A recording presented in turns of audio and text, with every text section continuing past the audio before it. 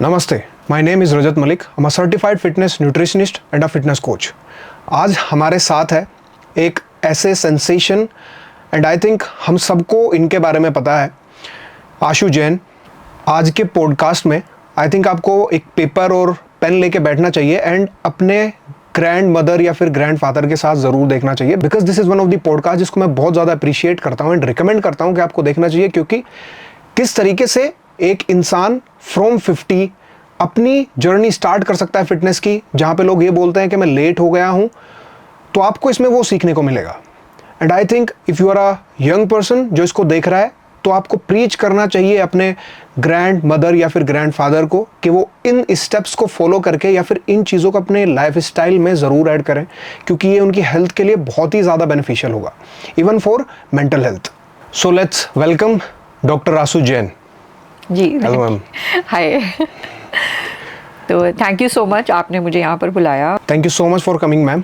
Thank you so much for inviting me. So कैसे journey रही from IIT to Instagram, now influencer over 200K? Over अभी 200 के नहीं हुए बट हो जाएंगे वेरी सून।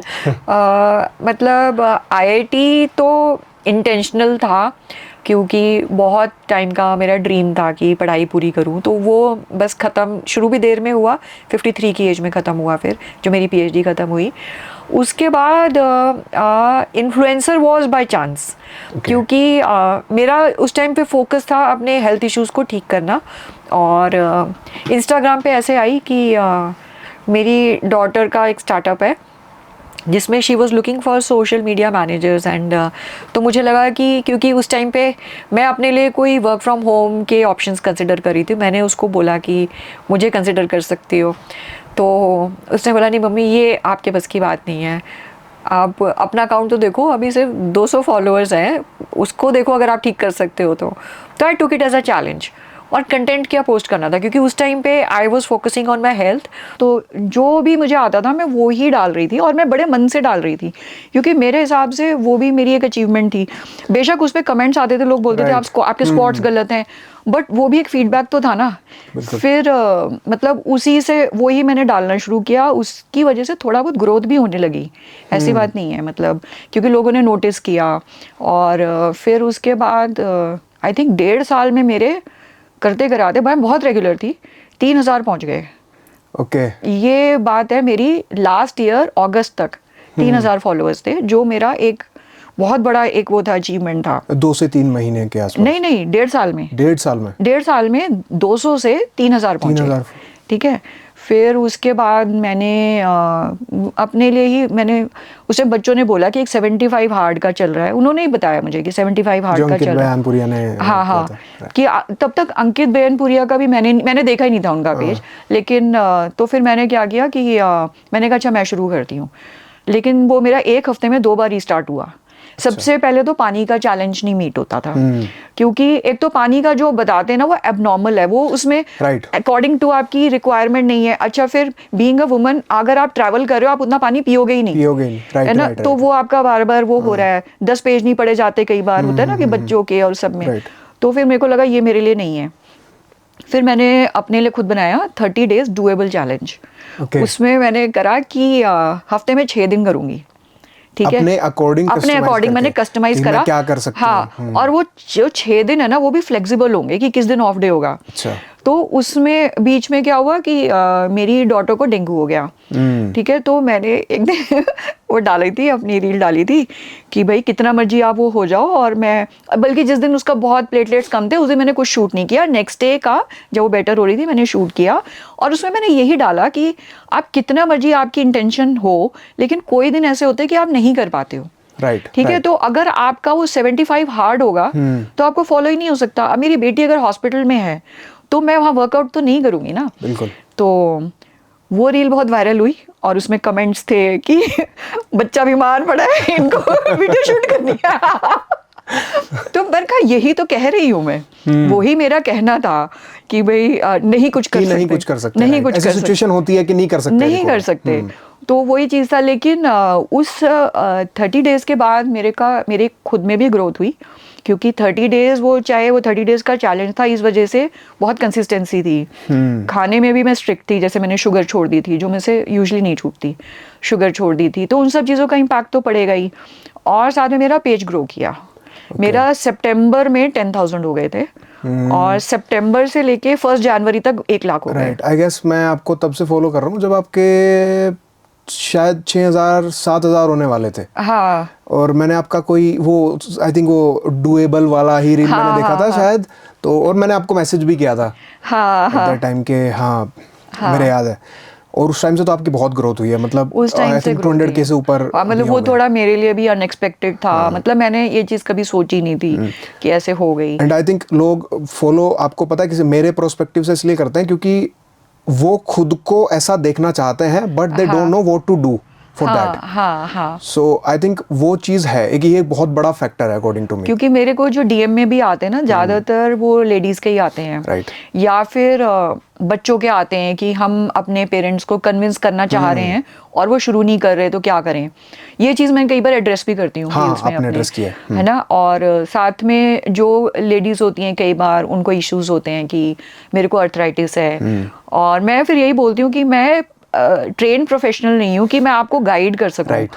लेकिन अच्छा, ये मुर्गी और अंडे वाला केस होता है, क्योंकि अगर आपको अर्थराइटिस है तो आपका इलाज है कि आप स्ट्रेंथ ट्रेनिंग करो। Right. लेकिन क्योंकि आपको अर्थराइटिस है, आप शुरू नहीं कर पा रहे। तो ये मैं आपसे पूछना चाह रही हूँ कि ऐसे केस में क्या करना चाहिए। सो देखो, मतलब अकॉर्डिंग टू मी, क्योंकि मेरा न्यूट्रिशन और हेल्थ में है और मैं रेजिस्टेंस ट्रेनिंग के बारे में बता सकता हूँ, तो 2 चीज़ें हैं। पहले न्यूट्रिशन में क्या गाइडलाइंस फॉलो करनी चाहिए।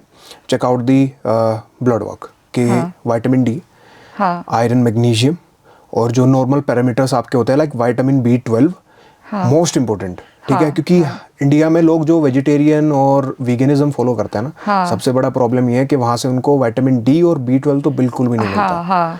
ठीक है, नॉन वेजिटेरियंस को फिर भी मिल जाता है क्योंकि वहाँ पे सोर्सेज में होता है, बट वेजिटेरियंस के लिए सबसे बड़ा प्रॉब्लम है। अब अर्थराइटिस में सबसे ज़्यादा बड़ा प्रॉब्लम यही है कि विटामिन डी नहीं मिलेगा तो नॉर्मल बंदे को पेन होने लगता है अगर विटामिन डी की कमी है। ठीक है, फिर कैल्शियम भी होता है, और ये दोनों साथ में लेना बेटर रहता है क्योंकि एब्जॉर्प्शन एक दूसरे की बढ़ाता है। फिर अपना ब्लड वर्क कराओ तो ज़्यादा बेटर है, क्योंकि वहाँ पे एक पूरा आइडिया मिल जाता है कि एक्चुअली क्या वर्क करेगा, कि प्रॉब्लम कहाँ पे है। अब लेट्स सपोज करते हैं कि हमें प्रॉब्लम है विटामिन B12 की, हम विटामिन डी को सिर्फ सप्लीमेंट कर रहे हैं। ठीक है, तो मेन कोर प्रॉब्लम पे फोकस नहीं किया, तो जब तक प्रॉब्लम नहीं पता होगी तब तक सॉल्यूशन नहीं होगा।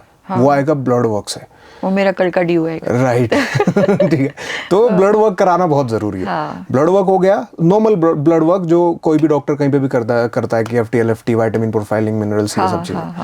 ब्लड वर्क हो गया, वहां पे हमें सब चीजें पता लग जाती है प्रॉब्लम कहाँ पे है।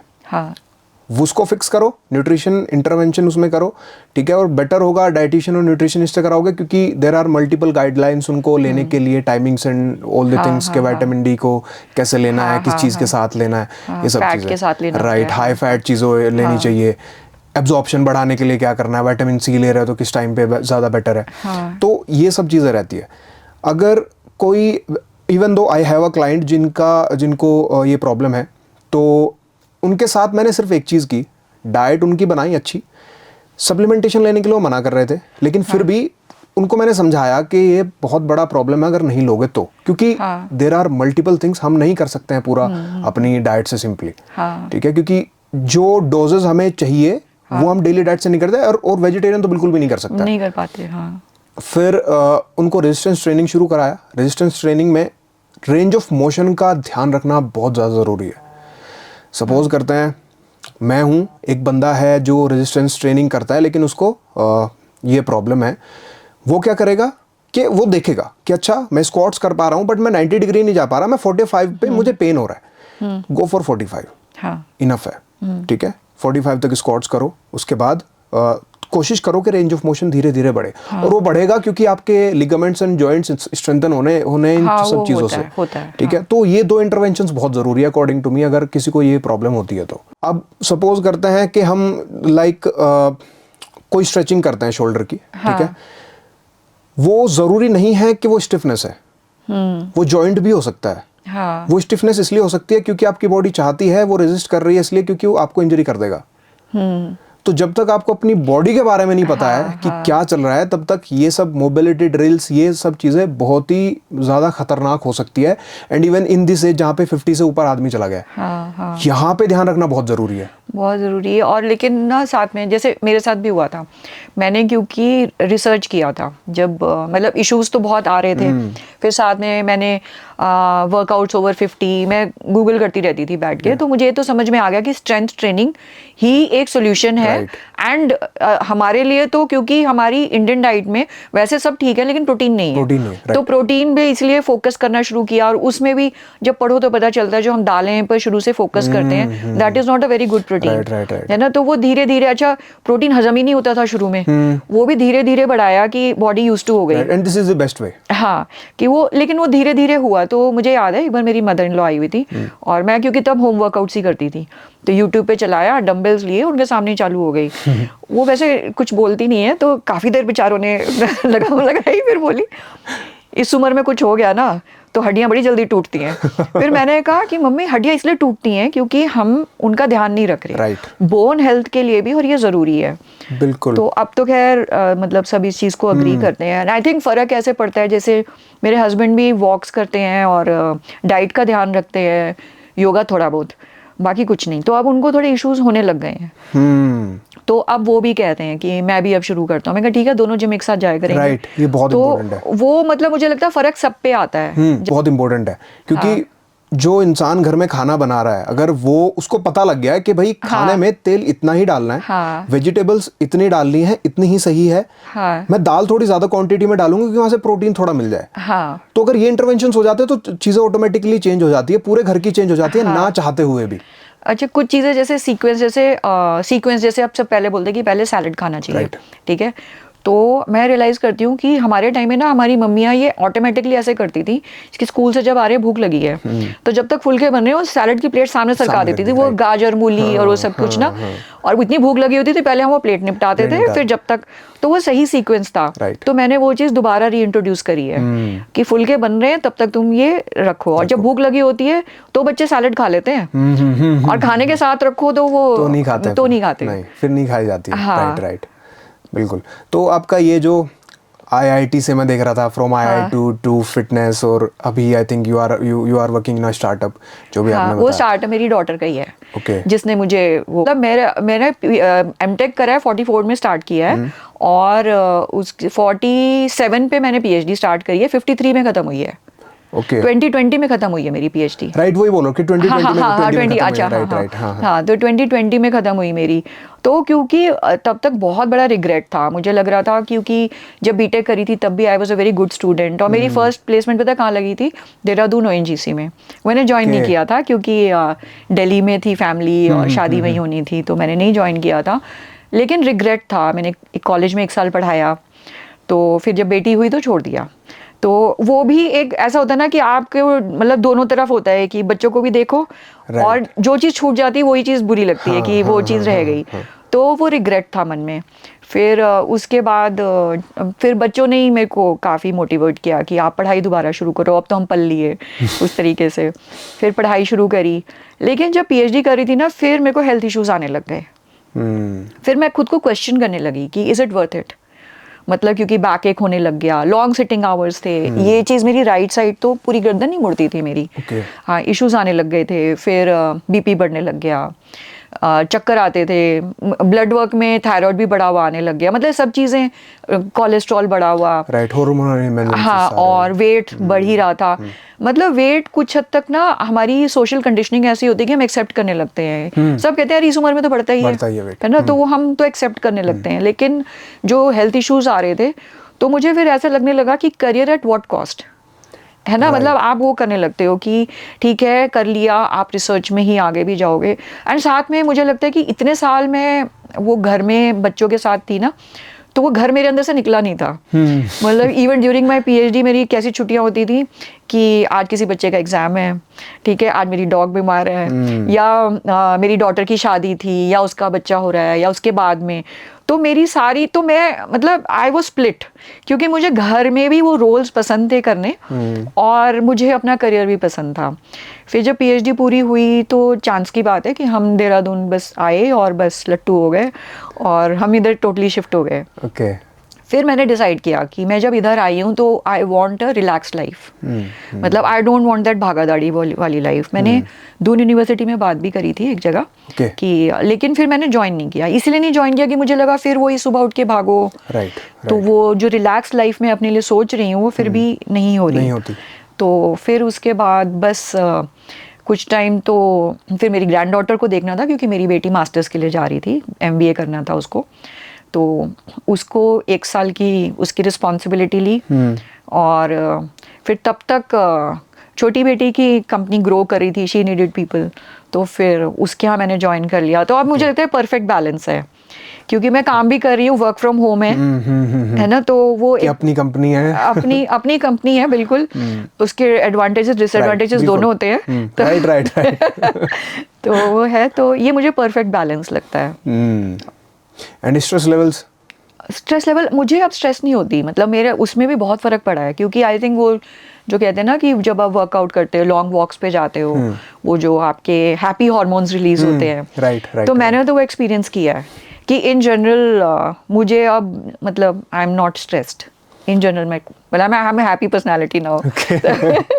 सो आप मैं बहुत बार देखता हूँ आप सुबह उठते हो सनराइज से पहले, हाँ, है ना? हाँ, स्टोरीज में देखता हूँ। फिर हाँ, हाँ। आपका पूरा दिन का रूटीन क्या है, मतलब मॉर्निंग से लेके मेरा आजकल मैंने थोड़ा और प्रीपोन किया है 1 घंटा उठने का टाइम, अब आई गेट अप एट 3:30, फिर उसके बाद 4 बजे से पूजा करने बैठती हूँ, 4:30 मतलब आधा घंटा पूजा करती हूँ, फिर उसके बाद आई गेट रेडी कि अपनी डॉग को खिलाना है, फिर डॉग को खिलाती हूँ। मतलब उसको वही जो ह्यूमंस पे रूल्स होते हैं ना, वो एनिमल्स पे भी होते हैं, उनको भी वो चाहिए, एक्सरसाइज चाहिए, कि वो उनका टेम्परामेंट भी उससे रेगुलेट होता है। जो ये कुत्ते भौंकते हैं ना इतना, उनकी एनर्जी नहीं रिलीज होती और उनमें एग्रेशन आता है। तो 15 मिनट उसे ऑफ लीश खिलाती हूँ। वो ऑफ लीश अगर जर्मन शेपर्ड को खिलाना है तो सबके उठने से पहले खिलाना पड़ेगा, है ना। तो वो खिलाती हूँ मैं 5 से 5:15 खिलाती हूँ ऑफ लीश, फिर उसके बाद वो वॉक करने जाती है। उसके बाद मेरा होता है घर पे थोड़ा काम वाम किया, और 6 बजे तक फिर मैं वॉक पे ऐसे निकल जाती हूँ। और फिर मेरा ऑफिस का टाइम होता है ऐसे 10 o'clock का, तो 10 o'clock तक मेरा टारगेट होता है कि मेरा वर्कआउट वगैरह सब फिनिश हो जाए और 10 बजे मैं सिस्टम पे बैठ जाऊँ। हाँ। और फिर बीच में मतलब अपना काम है और वर्क फ्रॉम होम है, तो इतनी लिबर्टी हो जाती है कि फ़ोन पे आप DMs के जवाब दे रहे हो, वो सब कर रहे हो। और फिर दिमाग में टेंशन रहती है आज का कंटेंट शूट करना है। वो शाम को होता है, तो इट इज़ लाइक अभी शूट किया, अभी एडिट किया, डाला, तो बड़ा कट थ्रोट होता है मेरा। राइट। एंड आई थिंक मैंने भी सुबह उठने की कोशिश की थी आपको देख के, हाँ जी, बट मैं नहीं कर पाया। क्योंकि मैं थोड़ा रात में लेट तक नहीं बोलूँगा, बट 11-12 बजे तक जगता हूँ। वो आपका लेट हो जाता है। हाँ। 1 बजे तक अगर मैं सोया तो फिर मतलब मैं सुबह 5-6 बजे भी मैंने कोशिश की थी, बट स्टिल मैं नहीं कर पाया उसको। फिर मैंने सोचा कि सबका अपना लाइफ स्टाइल होता है। क्योंकि मतलब मैं थोड़ा पहले, अभी 2-3 साल पहले when I was doing my graduation, तो उस टाइम पे मैं उठता था 5-6 बजे, सबसे पहले वर्कआउट करने जाना। एंड आई थिंक वो जो वर्कआउट करने के बाद एनर्जी होती है ना इन द मॉर्निंग, वो एक नेक्स्ट लेवल होती है। एंड जो कॉन्फिडेंस उससे मिलता है कि कुछ तो फोड़ के आ रहा हूँ मैं, वो चीज़ वो थोड़ा डिफरेंट है। तो आई थिंक आपके केस में भी वही है, क्योंकि वो जो एनर्जी है वो फील होती है पूरा दिन के वर्कआउट में। वो डेफिनेटली होती है। मेरी स्लीप की रिक्वायरमेंट कम हो गई है, मेरे 6 घंटे की नींद से मेरा काम चल जाता है यूजुअली। नहीं तो इस एज में मैंने जब सुना है औरों से कि उनकी स्लीप की रिक्वायरमेंट बढ़ती है, मेरी कम हुई है। तो वो चेंजेस, और कुछ मुझे लगता है कि जैसे हम जो बचपन से देखते हैं ना, मेरे फादर का ऐसा रूटीन होता था, वो 4 बजे उठते थे और उनका ऑफिस था, वो गवर्नमेंट सर्विस में थे। ऑफिस से पहले तो उनकी, चाहे उनको जो टेढ़ा मेढ़ा योगा आता था वो योगा करा, रनिंग करने गए, वापस आके मम्मी के साथ किचन में भी थोड़ी देर चॉपिंग वॉपिंग करवाई उन्होंने, टाइम से तैयार हुए और ऑफिस चले गए। वापस आते थे सीधा, उन्होंने कोई जंक फूड नहीं खाना, वो सीधा खाना खाते थे, वॉक पे गए और 8:30 तक सो जाते थे। तो मेरा भी 8:30 तक तो मैं नहीं सो पाती, पर 8:30 टारगेट करती हूँ तो 9:30 तक सो ही जाती हूँ। सो ये होता है, मतलब जो इवोल्यूशन हुआ ना हमारा ह्यूमंस का, वो इसी तरीके से हुआ है। जैसे कुछ लोग मॉर्निंग में जगते हैं, लाइक रात में वो काम करना शुरू करेंगे, मॉर्निंग में जगेंगे, 8 बजे तक वो आते आते सो जाएंगे। कुछ होते हैं जो 8 बजे उठते हैं, वो फिर पूरा दिन काम करते हैं, वो फिर शाम को रात तक थोड़ा जल्दी सो जाएंगे। कुछ होते हैं जो इसके थोड़ा बीच में जगते हैं, लाइक 1-2 बजे उठेंगे, फिर रात में 12-1-2 बजे तक उनका काम चलता है, फिर वो सो जाए। तो ये ह्यूमन इवोल्यूशन इस तरीके से हुआ है कि सबकी सर्केडियम रिदम अलग अलग है, ताकि दुनिया को आगे बढ़ाया जा सके। क्योंकि अगर सब एक टाइम पे सोएंगे और सब एक टाइम पे उठेंगे तो प्रॉब्लम हो जाएगा। तो अब घर में भी सबको पता है कि कोई मुझे फ़ोन नहीं करता उस टाइम, और शाम को 5 बजे के बाद कोई फ़ोन नहीं करता कि रील पोस्ट करनी है। वो भी एक डू नॉट डिस्टर्ब वाला टाइम है। तो अभी आप योगा वगैरह करते हो? योगा मैंने रिसेंटली स्टार्ट करी है, वो भी ऐसे कि मेरे जिम में एक लड़की आती है, वो योगा टीचर है। तो वो क्योंकि स्ट्रेचिंग उसके बाद करती थी, तो मैंने उसके साथ टाइम अपना कोऑर्डिनेट किया है कि हम एक टाइम में जैसे वर्कआउट करके उसके बाद मुझे वो स्ट्रेचेस बहुत रिलैक्सिंग लगते हैं। तो बेशक 15-20 मिनट करती हूँ मैं, पर मुझे वो बहुत रिलैक्सिंग लगता है। तो वो अब मैं अभी जिम बंद है कुछ टाइम के लिए। हाँ, राइट, वो मुझे पता, मैं उनको फॉलो करता हूँ। हाँ, तो अब रीस्टार्ट होगा तो I am looking forward to that also कि मैं वो स्टार्ट करूंगी। पर मैं हफ्ते में 3 दिन ही जाती हूँ जिम, क्योंकि मैंने हर जगह यही पढ़ा कि at my age for recovery 3 से 4 दिन इज इनफ। तो मैं उतना ही देती हूँ, मतलब। ओके, हाँ, ठीक है। वैसे ऐसा नहीं होता है। अच्छा, आप मतलब जा सकते हो जितना, देखो इट इज़ वेरी सिंपल। हाँ, जैसे बॉडी को रेजिस्टेंस दिया, दिमाग को रेजिस्टेंस दिया, तो दिमाग ग्रो करेगा। मतलब हमें ABCD नहीं आती है, हम पढ़ेंगे तो याद हो जाएगी। मसल में भी, लिगामेंट्स में भी और जॉइंट्स में भी वही काम करता है। जितना ज़्यादा रेजिस्टेंस देंगे, जितना ज़्यादा बेटर हम उसको करेंगे कि ठीक है, अभी आज हमने 2.5 का डंबल उठाया, कल थोड़ा और करते हैं, जिसको प्रोग्रेसिव ओवरलोड बोलते हैं। Progressive overload. तो वो उसी तरीके से ही डिज़ाइन हमारी बॉडी करती चली जाती है। मतलब करना चाहिए। आई थिंक हमें डेली जिम जाना चाहिए, मतलब संडे को भी। हाँ, मतलब जिम तो नहीं जाती, लेकिन रोज एक्टिविटी होती है। जैसे जिम से दूसरे दिन जुम्बा होता है मेरा, तो वो हालांकि कार्डियो है, मतलब वो स्ट्रेंथ ट्रेनिंग तो नहीं है। फिर मेरे को आजकल रनिंग का भी जो प्रैक्टिस है, तो वो फिर मैं क्या करती हूँ, जुम्बा वाले डे कर लेती हूँ। ओके।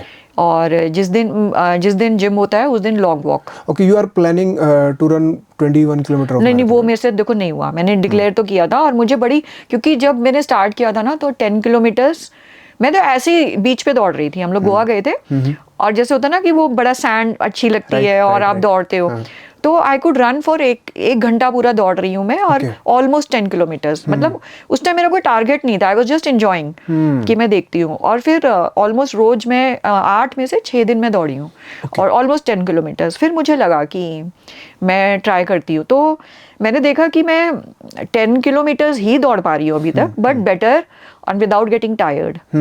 तो वो 10 किलोमीटर्स बेटर दौड़ रही हूँ। तो मैं अपने आप को अभी I am giving my self time कि जब ऑर्गेनिकली होगा ना, कि मुझे लगेगा मैं और दौड़ रही हूँ, तो मैं बढ़ाऊंगी। अभी तो यही लेवल।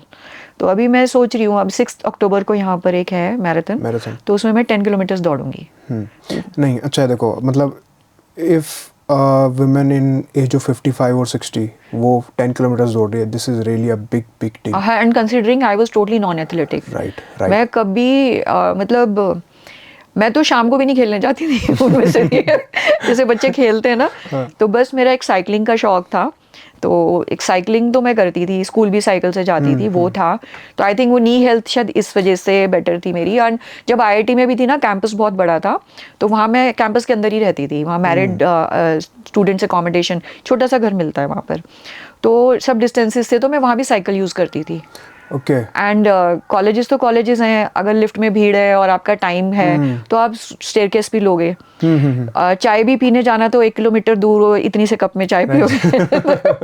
तो आई थिंक वो एक बहुत बड़ा फैक्टर रहा है कि मैं एक्टिव रही। जब मैंने स्टार्ट किया तो थोड़ा काइंड ऑफ मतलब थोड़ी कंडीशनिंग थी। राइट, वो चीज़ आती है, वो पहले से जो आपने फॉलो की है वो आती है। हाँ। तो ये फैक्टर बहुत बड़ा है कि मतलब आप इस एज में 10 किलोमीटर्स दौड़ना is really a big deal. ये तो मेरे लिए भी सरप्राइज था, मतलब मैं पहले नहीं कभी दौड़ पाती थी। बहुत बड़ा डील है, क्योंकि हम इंडियन हाउस होल्ड में देखते हैं ना, क्या होता है कि कमर झुक गई, ठीक है, ढंग से चल नहीं पा रहे पूरा। सबसे पहले क्या होता है, हमारे जो पैरों का मसल है वो हाँ। निकल जाता है, क्योंकि हाँ, उसको यूज नहीं कर रहे हैं मेहनत, यूज़ नहीं कर रहे हैं। चल ही नहीं रहे हैं, मतलब कहीं जा ही नहीं रहे हैं, हाँ, बैठे हुए हैं या फिर खड़े हुए हैं, 5 मिनट खड़े हो गए, थक गए, बैठ गए। तो वो जो थकान है, आई थिंक उसको अगर ओवरकम कर लिया जाए तो चीज़ें बेटर होती चली जाती है। हाँ, तो मुझे वही लग रहा है कि वो जो था ना मेरा स्टूडेंटहुड 44 की एज में जो स्टार्ट किया, थोड़ा फैक्टर एक वो भी था। एंड एक और चीज़ होती है जो मुझे बहुत कंट्रीब्यूट करा उस टाइम पे, बिकॉज जब स्टूडेंट्स होते हैं ना तो आप में कोई ईगो नहीं होती, क्योंकि आप डांट भी खा रहे हो, सब कुछ है, तो एंड साथ में एक बेशर्मी आ जाती है ना, मतलब क्योंकि nobody is judging you there, right. है ना, कि तो मुझे लगता है कि क्योंकि आपके आसपास सब बच्चे हैं, वो उनमें वो एनर्जी है ना, वो सब कुछ, सब कोई रोध हो नहीं रहा, हाँ। सब बड़े पॉजिटिव माइंडसेट से है, क्योंकि वो उस एज में है ना, 20s में है, 20s उनको में, अपना 20 शुरू right, करना है, तो वो आई थिंक वो रब ऑफ होता है आप में। घर में मेरे बच्चे बहुत एनकरेजिंग थे, और साथ में वही है ना कि आप डांट भी खा रहे हो, मम्मी पना तो निकल जाता है तो वो भी आई थिंक होता है कि आप वो उस जजमेंट से थोड़ा दूर हो जाते हो कि लोग क्या कहेंगे। वो तो मेरा पहली जब पढ़ रही थी ना तभी निकल गया था, क्योंकि वैसे सोसाइटल फैक्टर आपको कभी तो इन्फ्लुएंस किया होगा, मतलब क्योंकि जनरली हम नहीं जाते, इंडियन हाउस होल्ड्स में क्या होता है 45 के, even though my mother is also कि मतलब वो कभी जिम नहीं गई, ठीक है, कभी जिम नहीं गई, घर पे ही वो इतना ज़्यादा फिजिकल एक्टिविटी कर लेती है स्टिल, बट वो नहीं जाते हैं, ठीक है, मतलब सोसाइटी की भी सोच के, क्योंकि सोसाइटी का फैक्टर रहता है।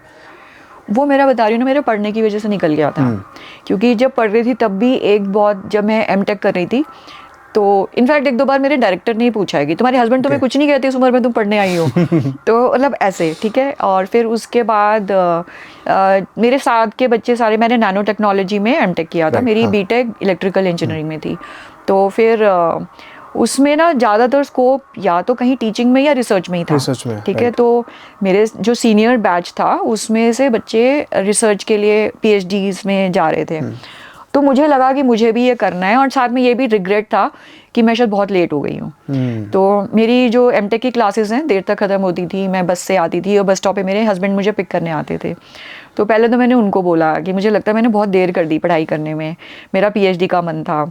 उनका तो एक ही सवाल था, कहते हैं कि पैसे कितने लगेंगे मैंने कहा पैसे मिलते हैं, पीएचडी में पैसे लगते नहीं है। फिर बोले फिर कोर्ट पढ़ती रहे। मैं घर आई, बच्चों से बोला, तो मेरी बेटी बोलती है, छोटी बेटी बैठी हुई थी, कह रही मम्मी अभी भी ना लोग आपको आधा पागल कहते हैं, फिर पूरा कह लेंगे और मतलब वो तो था डेफिनेटली, जैसे कि अगर घर में कोई फंक्शन है, कुछ है, और मैं कह रही हूँ मेरी कल प्रेजेंटेशन है, मैं नहीं आ सकती, तो ऐसा लगता था कि मैं शायद शो ऑफ कर रही हूँ या बन रही, जैसे होता है ना, बन रही है ना, तो वो था। तो मुझे लगता था कि अगर एक बच्चा जो पढ़ रहा है वो कह रहा है कल मेरा एग्जाम है या प्रेजेंटेशन है, तो उसको हम समझते हैं, पर अगर मैं वही बात कह रही हूँ और मेरे लिए मेरी स्टडीज बहुत इंपॉर्टेंट थी, तो वो किसी को समझ में नहीं आता था। और मुझे एक्चुअल में लगता था कि मैं, और घर, I was always very house proud कि हाउस बड़े साफ सुथरा रखना, उस टाइम घर उल्टा सीधा हुआ पड़ा था क्योंकि कुछ मैं देख ही नहीं पा रही थी। और पहले कुकिंग एमटेक के टाइम 2 टाइम पे आई, 3 से, और पीएचडी करते करते 1 टाइम पे आ गई कि 1 टाइम बनाया, 1 दाल सब्जी, और वही तुम दिन भर चलाओ, जैसे मर्जी खा रहे हो, चाहे ब्रेड से खाओ, रोटी से खाओ, मतलब उस लेवल पे आ गए थे। तो वो एक बहुत बड़ा सैक्रिफाइस था मेरे एंड पे, और उसके बाद मैं ठीक से ना करूं। एंड नॉट ओनली दैट, मुझे लगता है कि मैंने इतना इंतजार किया पढ़ने का, तो मेरे लिए वो बहुत प्रेशियस था, किसी को इस उम्र में मौका ही नहीं मिलता, राइट। तो मेरे लिए वो बहुत प्रेशियस था। तो मैंने, आई थिंक मैंने बहुत इंजॉय भी किया और बहुत मन से मैंने पढ़ाई करी है। और इवन मेरा अभी भी जैसे जो ये वर्कआउट्स का ये हुआ था, तो शुरू में ही ना, मतलब जैसे पहले क्या होता था, लोअर बैक पेन मेरा बहुत रहता था, और ये जैसे मैं बता रही हूँ आपको, तो जब मैं फिजियोथेरेपी कराऊं तो थोड़ा रिलीफ आ जाए और कुछ दिन बाद वो वापस आ जाए। तो मेरे, जब मैंने शुरू किया ना वर्कआउट, वो कभी लौट के नहीं आया। तो मैंने 2-3 महीने बाद अचानक से रियलाइज किया कि मेरा तो दर्द गायब ही हो गया है, और साथ में मेरा जो बीपी था वो मैंने, मतलब बिल्कुल मेरा रिवर्स हो गया था। फिर एक जोश आ जाता है, राइट। जब प्रोग्रेस दिखती है ना, वो फिर डोपामीन हिट मिलता है कि अभी तो वापस तो नहीं जाना है, इतना तो नहीं जाना है। और फिर घर में भी लोग आपको ना एक्सेप्ट कर लेते हैं कि भाई ये इसका टाइम है। जैसे शुरू में होता था, मान लो मैं कह रही हूँ कि मैं वॉक पे जा रही हूँ, और हस्बैंड बोलते हैं अच्छा, मैं तो सोचा था साथ चाय पियेंगे, फिर अब तो मैं बोलती हूँ अच्छा आगे पी लेंगे तो वो सब एडजस्ट कर जाते हैं उस हिसाब से। तो अभी आप मतलब पूरा दिन में वर्कआउट करते हो, योगा भी करते हो, Zumba Zumba one of the most important thing के मतलब जुम्बा आप डेली जाते हो? नहीं नहीं, वो हमारी सोसाइटी के क्लब हाउस में ही होता है और हफ्ते में 3 दिन ही होता है। ओके। तो जिस दिन मतलब एक फाइनाइट टाइम ही हम स्पेंड कर सकते हैं ना अपने ऊपर। तो जुम्बा की क्या मतलब, जुम्बा क्यों शुरू किया, क्या स्टोरी? जुम्बा का तो मुझे डांस करना शुरू से पसंद था, पर वो ही होता था कि शादी ब्याह पे चले गए और उसमें भी क्या होता था बताती हूँ कि जब भी कोई होता है ना, शुरू में स्टेज खाली होता है तो लोग खींच खींच के लाते हैं, चल तुम चलो तुम चलो। तो मैं वो जो खींच खींच के लाने वालों में से शुरू में से होती थी कि कोई नहीं आ रहा तो मैं चल गई। और बच्चे हमेशा लास्ट में आते हैं, मतलब थोड़े जब वो वार्म अप हो जाती है पार्टी, तो शुरू शुरू में अच्छा फिर मेरे बच्चे थोड़े शर्मिंदा होते थे कि मम्मी अकेली वो फिर चढ़ जाते थे। फिर जब बच्चे आते थे तो हमारे लिए स्टेज में जगह नहीं बचती थी, उतर आते थे। तो मेरा वहीं तक कन्फाइंड था, मतलब डांस कभी सीखा भी नहीं, पर मैं इंजॉय करती थी। वो चीज़ थी।